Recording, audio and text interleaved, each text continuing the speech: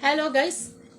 Welcome to my mini vlog. So, dito tayo ngayon sa kwarto kung saan ako lang yung nandito sa kwarto namin. So, anong gagawin ni tita? Wala akong maisip na content. So, pasensya na kayo guys kung mga content ni tita ay walang kakwenta-kwenta at nakakabitin.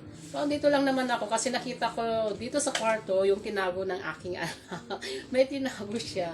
Ito, oh. Kaya, nakita ko siya, maano yung anak ko eh, natago rin niya yung pagkain niya, yan o. Yung parang ano siya, pera-pera na chocolate. Ayan. Pero pinagpipilian ko, ano ba kakainin ko?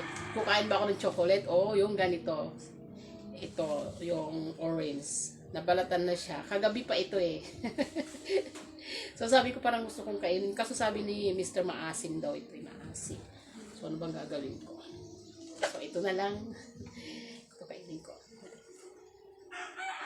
Kainin ko. Sabi niya maasim kagabi. So, kakainin ni Tito.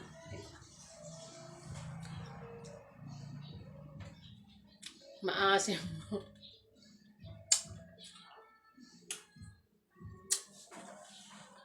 Pero pwede na rin. Kainin ko na lang kaysa masayang.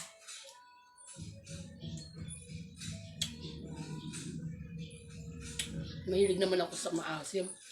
Parang si tita, sabi nga ng iba si tita, may asim ka.